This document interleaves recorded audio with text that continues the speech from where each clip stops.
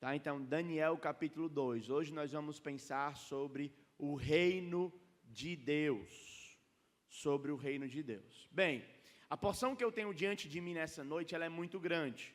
De modo que não seria, assim, a melhor maneira de gastar o nosso tempo lendo o livro todo, o capítulo todo, depois voltando para explicar. Eu já vou começar a dar a introdução, depois vou fazer, e à medida que eu vou explicando o texto, a gente vai lendo junto, porque se trata de uma porção grande. São precisamente 49 versículos que vamos ter que considerar nessa noite. O que eu quero que os irmãos saibam desde o início é que a grande ideia desse capítulo, que esse capítulo quer nos ensinar, a principal lição que esse capítulo traz para nós, é que o Deus do céu, ele depõe, ou ele tira, remove e estabelece reis. Ele revela, nesse capítulo, que no final de tudo, ele substituirá todos os reinos humanos pelo seu reino eterno.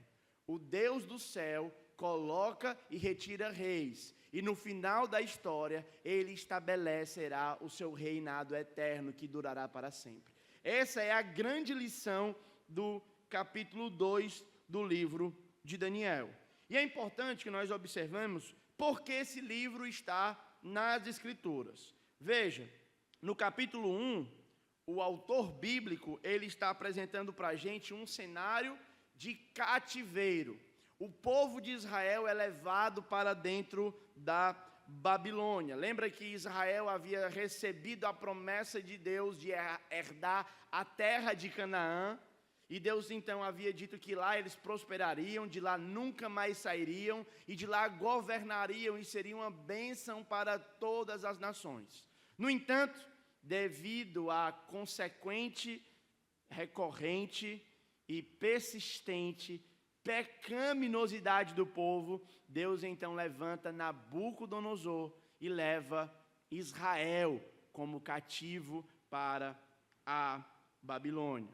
O capítulo 1 então vai lembrar para a gente que a Babilônia era um reino pecaminoso, a terra de Siná, a terra dos caldeus. A primeira menção de Babilônia na Escritura se dá na Torre de Babel, e já desde a sua gênesis, Babilônia se apresenta como um império que constrói, que milita, que trabalha contra os padrões de Deus.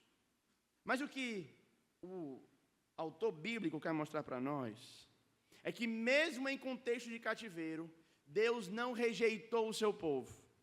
Mesmo em contexto de adversidade e de opressão que o povo de Deus possa estar sofrendo, Ele é fiel à sua aliança. E porque Ele é fiel à sua aliança, Ele está lembrando que no tempo devido virá e resgatará Israel, e redimirá o seu povo e estabelecerá o seu reino.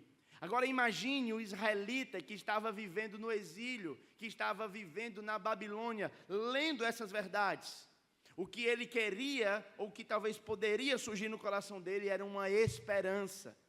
Esperança de que os dias maus não são permanentes. Esperança de que a opressão, a dificuldade, a escravidão não são a realidade última na vida daqueles que servem a Deus.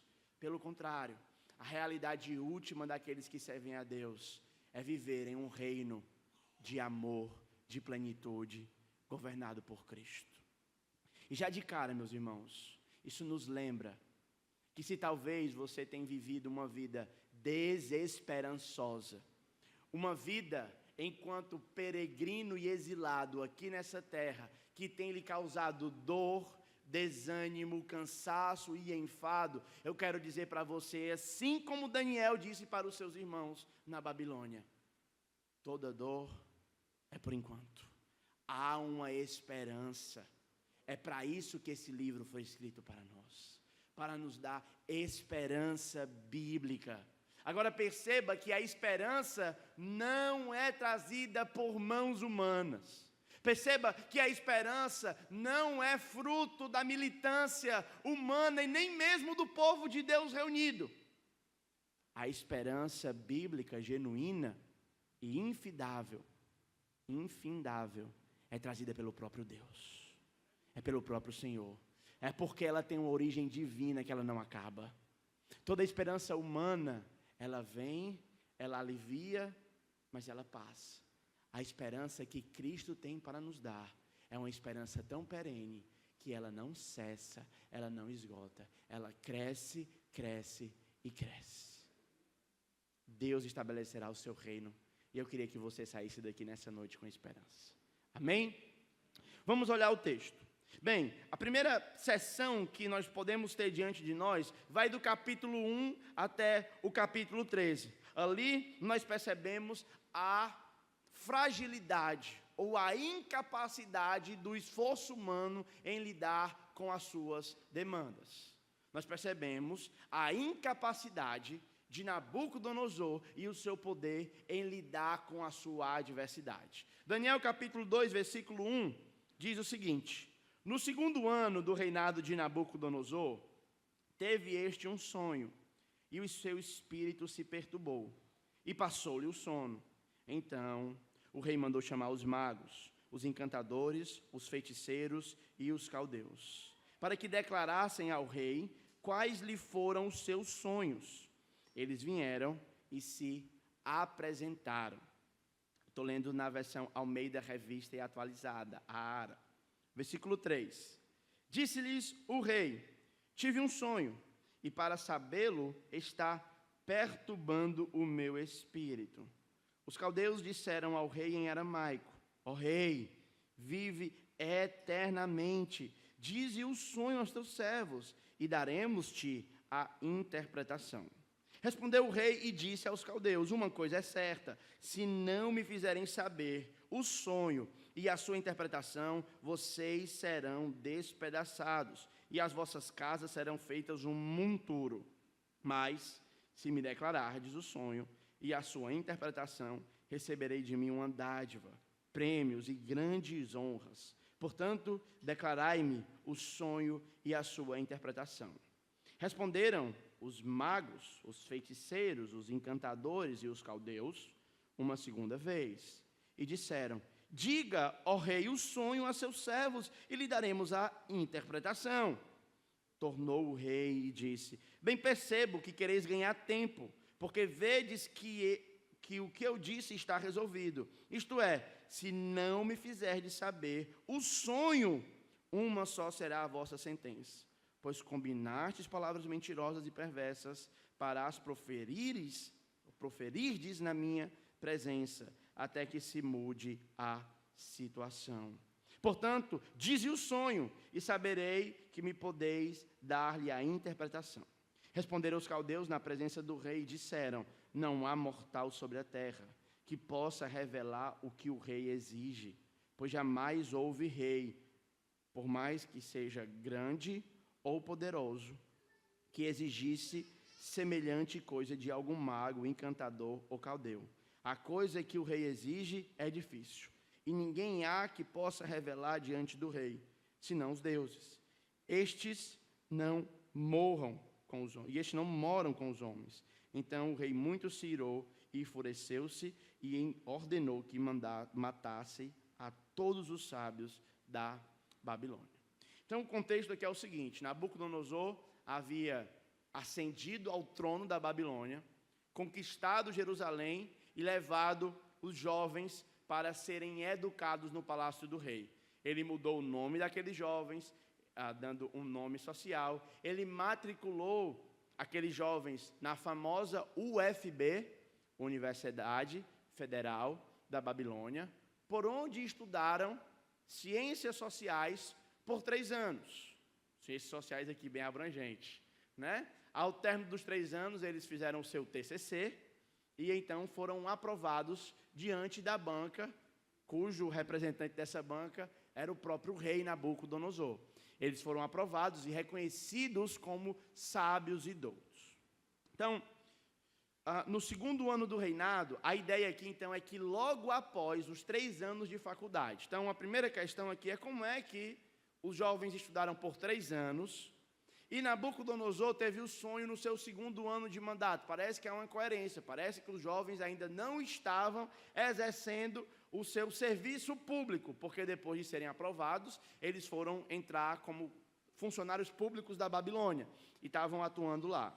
A ideia aqui, para que os irmãos saibam, é que não se conta o primeiro ano. O ano da ascensão é o ano 0, e o ano, então, do primeiro reinado, sim, tem o ano da ascensão, e aí conta-se a partir do ano 2º e o ano 3º. Então, é no final, é logo após a admissão deles no palácio do rei que acontece essa situação.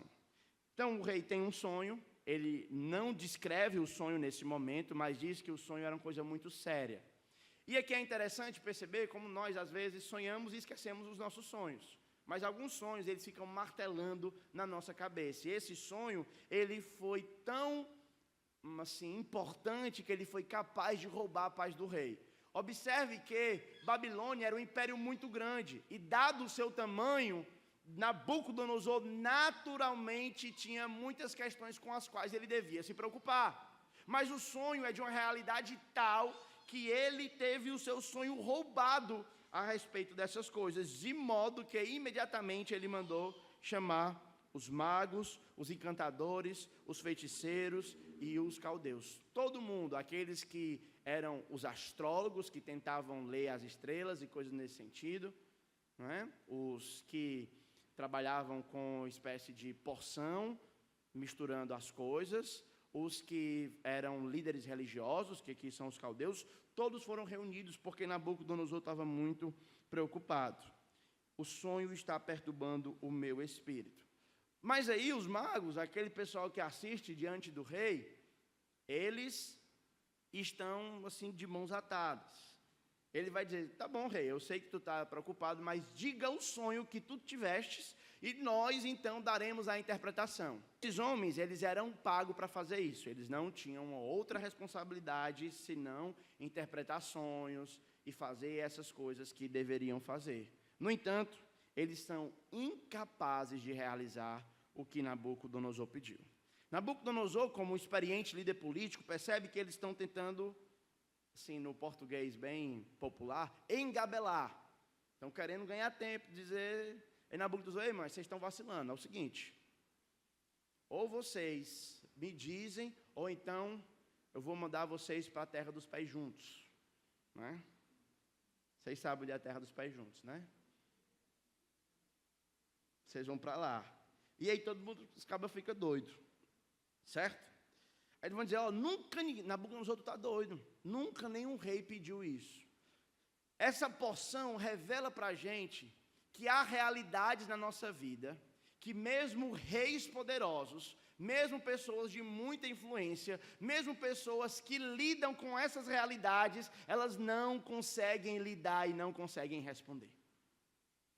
Isso eu quero que você, olhando para esse texto, pense e lembre que existem coisas na sua vida, existem realidades que acontecem no mundo hoje, que você não consegue lidar com ela pelos seus próprios recursos.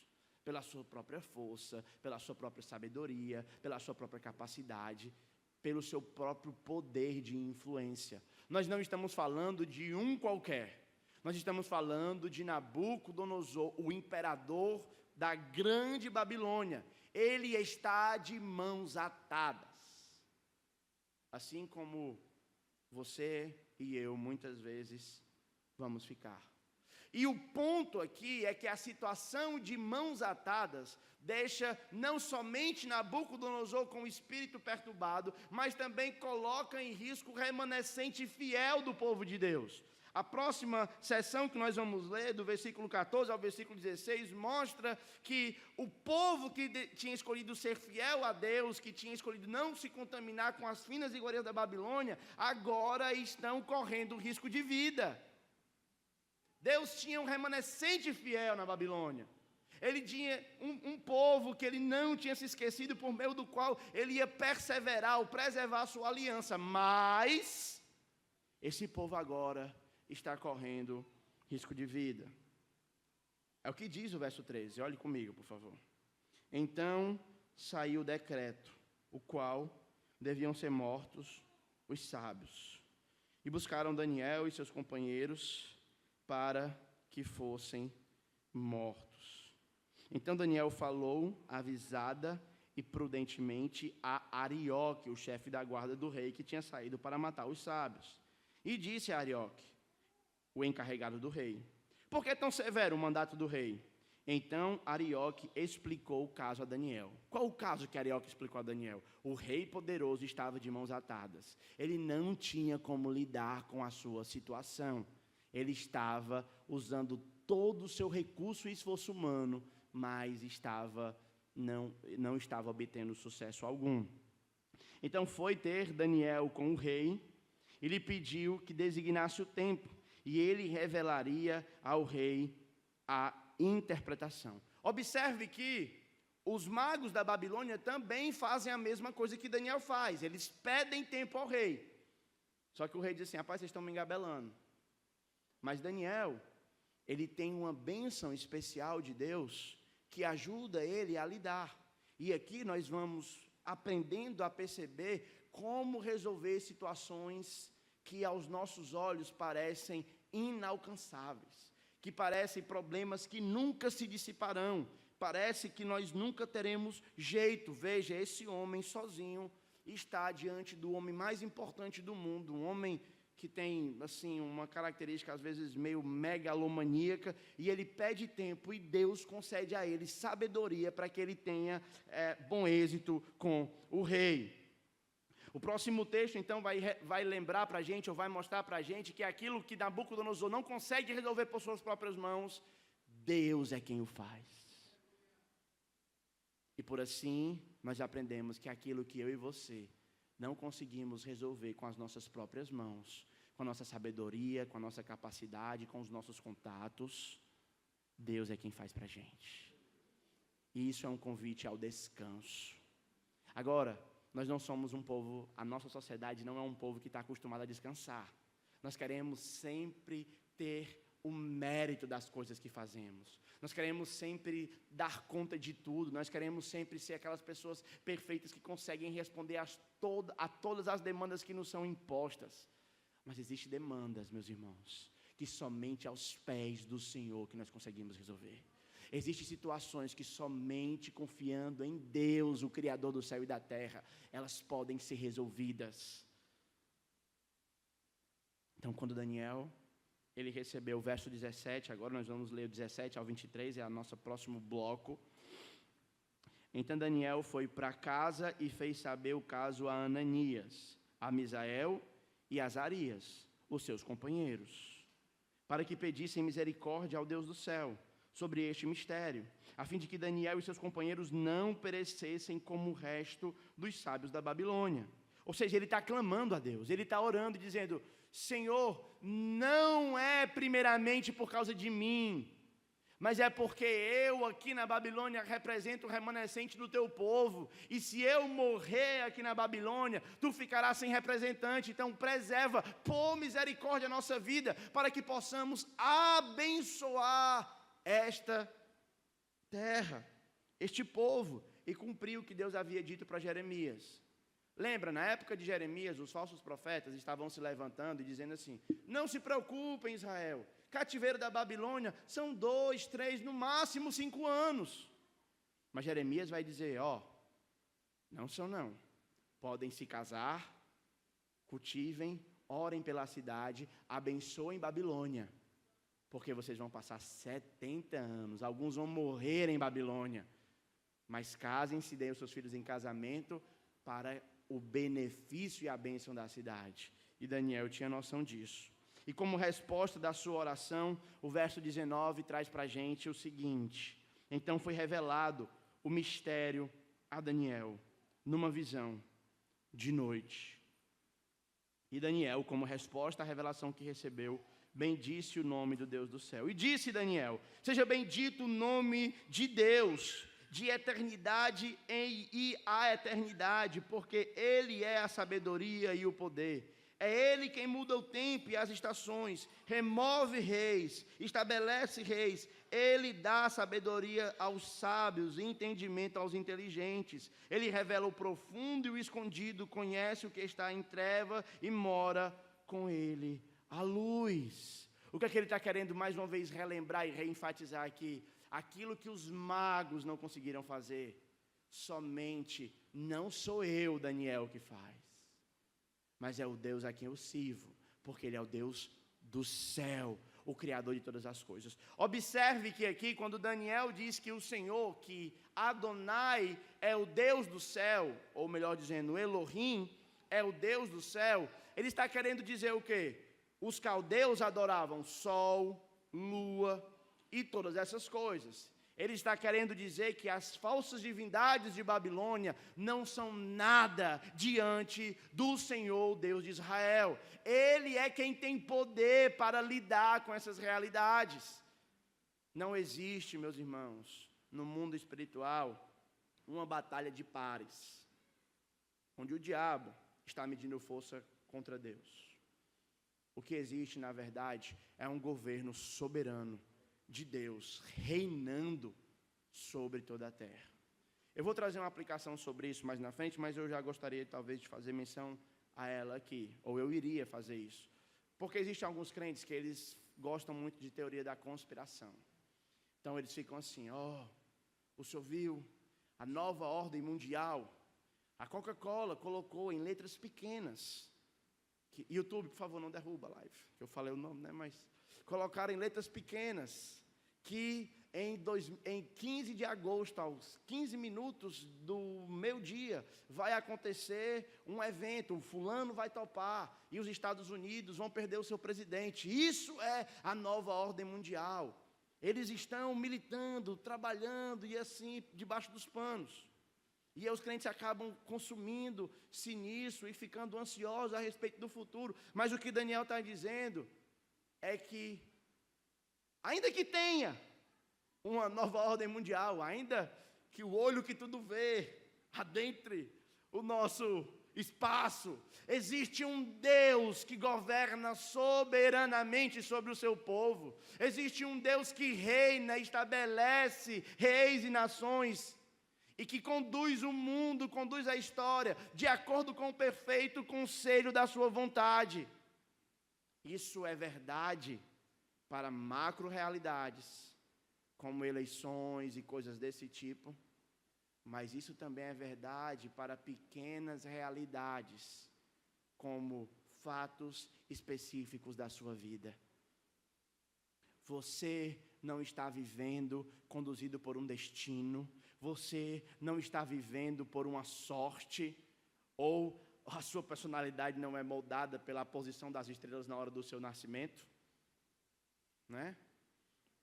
Você é moldado e guiado pelo Deus do céu, pelo Senhor que criou todas as coisas, de eternidade em eternidade. Ele dá sabedoria e poder. Ele que muda o tempo e as estações, remove e estabelece reis. E Daniel louva. A resposta, então, a Deus, como Senhor, Criador de todas as coisas, é que Ele se prostra. Verso 23, a Ti, ó Deus de meus pais, eu te rendo graça e te louvo, porque me deste sabedoria e poder, e agora me fizeste saber o que te pedimos, porque nós fizemos saber este caso ao rei. Então agora nós vamos ver Daniel voltando para o palácio do rei para ver Nabucodonosor. Por isso então Daniel foi ter com Arioque, o qual o rei tinha constituído para exterminar os sábios da Babilônia. Entrou e lhe disse, não mate, Daniel falando, né? Não mate os sábios da Babilônia, introduze-me na presença do rei e revelarei a interpretação. Então Arioque depressa introduziu Daniel na presença do rei. Ele disse, achei um dentre os filhos dos cativos de Judá, o qual revelará ao rei a interpretação. Respondeu o rei a Daniel e disse, cujo nome era Beltesazar, podes tu me fazer saber o que vi no meu sonho? Respondeu Daniel na presença do rei, o mistério que o rei exige, nem cantadores, nem magos, nem astrólogos, nem astrólogos podem revelar ao rei, mas há um Deus no céu, o qual revelará os mistérios, pois fez saber ao rei Nabucodonosor o que há de ser nos últimos dias, o teu sonho e as visões da tua cabeça quando estava no teu leito dormindo. E agora então Daniel vai explicar o sonho. Estando tu, ó rei, no teu leito, surgiram teus pensamentos a respeito do que há de ser depois disso. Ou seja, Nabucodonosor, como todo ser humano, ele deita a cabeça no travesseiro e pensa a respeito dos próximos dias. Então, talvez você passe por experiência semelhante a essa. O que vai acontecer no futuro? Como vão ser os meus filhos? Ou como vai ser se eu começo a projetar realidades? E Nabucodonosor, como o rei, o líder desse grande império, ele estava preocupado com o futuro. E ele começou a pensar e a ponderar sobre as coisas que deveriam acontecer no futuro. E aí ele, então, viu uma estátua, no verso 31. Uma grande estátua. Esta era imensa e de extraordinário esplendor. Estava em pé diante de ti e a sua aparência era terrível.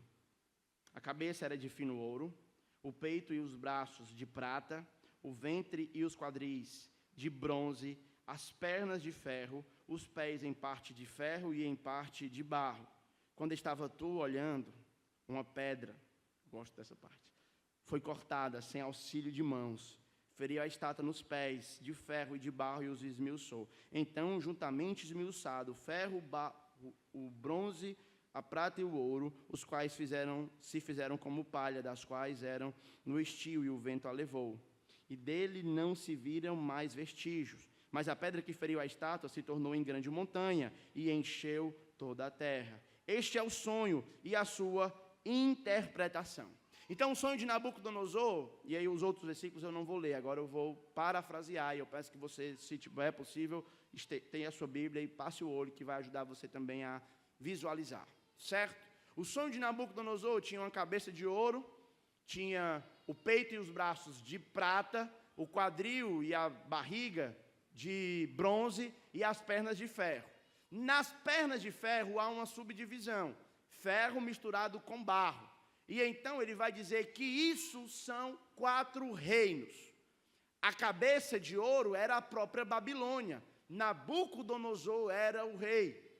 E depois, a parte de prata era a Medopérsia, o reino que sucedeu a Babilônia. O bronze no quadril e a parte da barriga, do estômago, era a Grécia, o império que foi liderado por Alexandre o Grande. E depois de Alexandre o Grande, vocês podem me ajudar. Quem era o ferro? Roma. O ferro, então, representa a força do Império Romano. Representa o domínio que o Império Romano teve e como esses 4 impérios governaram o mundo inteiro. Imagine que o pessoal estava olhando e dizendo assim, rapaz, a Babilônia nunca vai passar. Eles vão ser sempre hegemônicos. Olha o tamanho desse império. Olha como seus exércitos são fortes. Nós nunca vamos sair daqui. Mas ao olhar para essa realidade, Deus está conduzindo. E precisamente como Deus falou, aconteceu. Vocês que conhecem a história vão lembrar. Não é? Mas a parte de ferro tem um detalhe muito interessante. Porque ela é subdividida. Tem os pés, ou a perna de ferro. Mas os pés são de quê? Quem pode me dizer? São de barro misturado com ferro, certo? E ele diz então que veio uma pedra, sem auxílio de mãos humanas, e derrubou a estátua. Um reino maior veio e se estabeleceu. Um reino que veio e não foi estabelecido pelo poder militar. Um reino que veio e foi estabelecido não por força de mãos humanas, mas veio sem origem conhecida pelos homens, e derrubou todos os impérios. Uma coisa interessante é a forma como esse reino é compreendido. Algumas pessoas vão olhar para esse reino e vão dizer que este é um reino de natureza espiritual. E que o reino de Deus, o reino que essa pedra veio trazer, ele é um reino espiritual. No entanto, isso não dá conta de observar os 4 outros impérios. Os 4 outros impérios eram impérios espirituais. Eles tinham um aspecto espiritual. Nabucodonosor realmente tinha os seus sacerdotes, os seus líderes, mas primariamente Nabucodonosor estabeleceu um reino físico e terreno. A pergunta, a pedra vai estabelecer um reino só espiritual? Não pode. O Senhor irá estabelecer um reino físico e terreno. É o que ele prometeu para os seus discípulos. Mas a gente tem que se perguntar, quando foi que essa pedra veio? Essa pedra já veio, ela já caiu, já derrubou os reinos? Não veio. Por que não veio? Alguns vão dizer que, olhando, dizer que essa pedra é Jesus. Ele é quem derruba. Jesus já veio. Se for Jesus, então é a pedra. No entanto, os impérios ainda estão aí. E Deus não está reinando eternamente. Então, como é que nós lidamos com isso? Aqui, nós aprendemos e precisamos olhar esse texto em perspectiva com Apocalipse. Certo? O último império, a perna de ferro, é o Império Romano. Então, o que nós aprendemos é que do versículo 44 para o 42, há uma distância de tempo, que não acontece agora. E mais na frente, o Império Romano retornará. Observe, é o que o Senhor diz em sua palavra. Ele retornará com os dedos, que fazem referência a um rei. Então, não sabemos quando, mas Roma vai voltar. Certo? Alguns dizem que voltou com o Papa. Essa não é uma boa forma de lidar. O Papa não é um líder civil. É uma liderança civil e que tem poder sobre a civilização. Então, em Apocalipse, ele vai falar, Roma vai voltar e vai reinar. Mas aí, é nesse período que o Senhor virá estabelecer o seu reino aqui na terra. Agora, o reino de Deus já começou. Certo? Mas ele ainda não se estabeleceu em sua plenitude. Ainda há mais do reino para chegar. E Roma vai passar. E aí vocês conhecem, né? Se não conhecem, podem vir para a IBD que a gente pode discutir isso na última, que nós vamos falar sobre os profetas, então podemos discutir como é que isso funciona, não é? Mas vai voltar, o anticristo vai liderar o povo, ele vai estabelecer o Império Romano redivivo, vai governar os povos, ele seduzirá as nações, será uma influência global e depois se voltará contra o povo de Deus para tentar perpetuar o seu reino. É nessa época de profundo sofrimento, é nessa época de profunda dor e de profunda perseguição, quando ninguém espera, quando todo mundo acha que o mundo se acabou, que o mal venceu, vai acontecer o quê? Vai vir uma pedra, sem auxílio de mãos humanas. Vai vir um reino, vai vir um cavaleiro montado no seu cavalo branco, que uma espada afiada de 2 gumes sai em sua boca, que percorrerá os 4 cantos da terra e estabelecerá o seu reino. Ali Deus cumprirá a promessa que fez a Davi, onde o filho de Davi se assentaria no trono e reinaria as nações com cetro de justiça e equidade. Nessa época, o leão e o cordeiro brincarão juntos, a criança e a serpente brincarão juntos. Quem morrer com 300 anos morrerá novo. Por quê? Porque o rei está assentado no trono e um bom rei garante um bom governo. Cristo é o rei por excelência e é ele que virá para estabelecer o reino de Deus e governar sobre o seu povo. Eu quero finalizar fazendo algumas aplicações para os nossos corações. Primeira coisa, a natureza humana é complexa. Nabucodonosor prometeu para aqueles que interpretassem o sonho muitas honrarias e muitas bênçãos, não é verdade? Mas também para aqueles que não obedeceram, ele disse que iria matar. Então é difícil lidar. E aqui nós aprendemos sobre humanidade. Aqui nós aprendemos que o ser humano não é tão preto no branco como geralmente nós costumamos pensar. Precisamos lidar com essa complexidade que é o ser humano. Ora faz coisas boas e ora faz coisas ruins, nós precisamos lidar. Você é complexo. Então tem essas teorias do sanguíneo, colérico e todas essas coisas. Eu não estou bastante convencido de que elas dão conta de explicar a complexidade da natureza humana. Se você perceber, vai ter momentos na sua vida em que você age como um colérico, um sanguíneo, e nós somos complexos, irmãos, e precisamos aprender a lidar com isso, certo? Isso ajuda a gente nas nossas relações interpessoais, eu queria que você lembrasse disso. Mas a respeito do nosso texto, certo? Basicamente agora, olhando para o nosso tema, que é o tema da esperança. Hoje nós vivemos em uma época de muitas paixões políticas enfervescidas, onde as pessoas elas acabam criando o caos enquanto assistem jornal. Elas olham para o jornal e veem qualquer evento mundial que aconteça, e ou mesmo nacional, e elas acabam militando em torno dessa causa. Parece que os reinos humanos eles têm a capacidade de atrair as nossas paixões. O que eu queria dizer para você nessa noite, meus irmãos, é que todo o reino humano vai passar. Certo? Todo o reino humano vai passar. E todo rei ou todo governante, ele sempre vai estabelecer uma relação de bondade em alguns aspectos e de contradição em outros aspectos. E nós precisamos aprender a lidar com isso. Precisamos aprender a lidar com governantes que são ora bons e ora ruins. Então, na política, agora no ano recente, as paixões foram muito enfervescidas e nós acabamos por não lembrar da complexidade da natureza humana e não lembrar das verdades que a Bíblia ensina a respeito de reino e política. O reino de Deus não será estabelecido, nunca será nas urnas, em nenhuma delas, em nenhuma geração, nem por nenhum monarca humano, a menos que ele tenha também uma natureza divina. Certo? Deus, Ele reinará eternamente. E a nossa esperança não deve estar em homens, porque homens são falhos. A nossa esperança deve estar na pedra que não vem por forças humanas. A segunda coisa que eu gostaria de aplicar para você nessa noite, essa reflexão, é de que a sua vida não está entregue ao acaso. Deus é quem a guia. E às vezes, em dias de cativeiro, parece que quem está guiando a nossa vida é o diabo. Não é verdade? Parece que em dias de escravidão e de opressão, parece que o sofrimento nunca vai passar.